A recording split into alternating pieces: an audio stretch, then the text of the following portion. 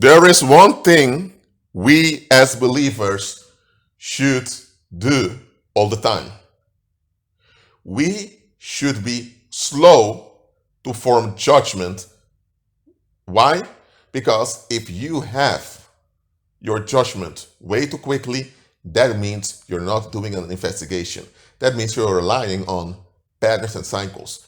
People that rely on patterns and cycles don't have to examine anything because it's only the patterns and cycles that they're interested in. So anything that happens, they've got their labels already to put on whatever what is going on. That's how it goes in the world. We as believers, we should judge, we should have discernment, but we must be slow with our discernment. Not slow in the sense that we become gullible and we allow ourselves to be taken advantage of. No, slow in the sense that we examine the context of what's going on. And you can only examine the context if you are flexible. People that are not flexible cannot examine the context. Why? Because people that are not flexible are people that are holding on to cycles. And you cannot hold on to a cycle and examine the context at the same time. So that is why skeptical people, as well as people who are quite direct with what they want, they are easily deceived. They are far easier deceived than other people. This may sound very weird that skeptical people and people that are quite direct are easier to fall victim to scams and cons than other people. Let me explain why. It's very simple. Someone who has an aversive attachment has an attachment. And it's because of this aversive attachment that they say no so quickly and they're very direct when they don't want something. It's because of this aversion to discomfort that they just blur out whatever is on their mind. Because of this, they are predictable. Because anytime there's discomfort, they will just open their mouth or will just be very clear with what they don't want. So the only thing a con artist has to do is to trigger that aversive attachment, and they're already in pain and they need relief. So the con artist provokes this aversive attachment, then the individual is in pain and upset, they're pissed off and they want relief, and then another con artist who works with the first one offers a solution, and that's how both con artists draw the victim into a position where the victim is exploited and the victim is not even aware of it. Put someone who's not that direct and someone who's not skeptical. Even when someone is not skeptical, even when someone is a bit naive, if you talk long enough as a con artist, even a naive individual will notice something isn't right. And with naive people like this, they're quite good believing in the sense that they believe in the good in all human beings and all of that. But the moment a naive individual figures out that something absolutely is not right, the naive individual will escape the situation without causing any trouble. They are naive, so that means that they don't want to see bad stuff, but the moment they can't get away with not seeing the bad stuff, the moment the bad stuff is in their face, they will quietly leave the situation, and that's why they remain safe. Someone that's skeptical or someone that's direct, they have something to prove. They have something to defend, namely their ego. They have boundaries, values, private lives, personal space. They have things that they are clinging onto, and those things they're clinging onto are things they will preserve. And they will preserve those narcissistic concepts more than they preserve their own lives and their own safety.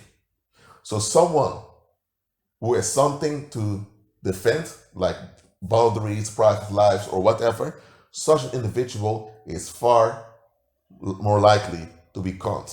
Why? Because their whole worldview is about fleeing. They just want to escape discomfort. So they are already deceived, they are already caught into thinking that they are better off because they're direct and because they're skeptical. Well, the opposite is true.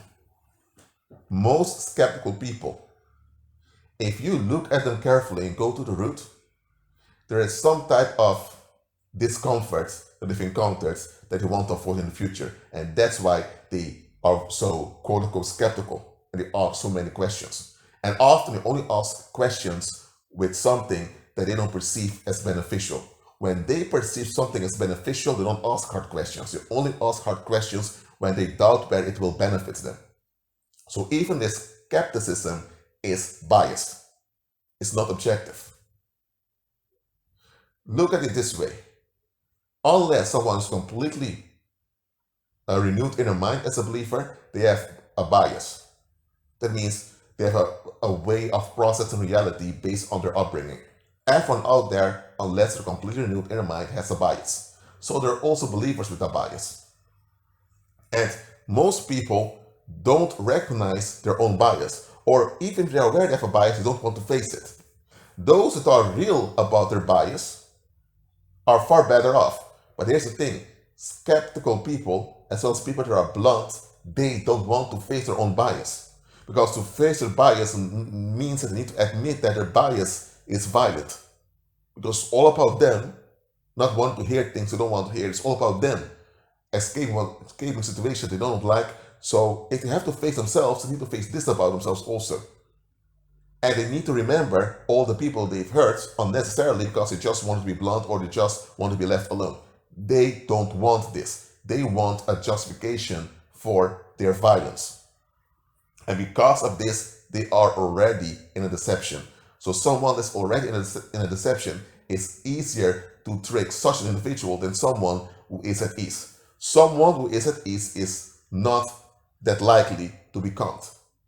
Someone who's occupied, who's in a fight to escape something, they can be deceived anytime and at any stage. So believers, do not fall for people that claim they can never be deceived or they can never be conned. Especially those that claim that they can never be conned are the ones you need to look out for because they are already conned.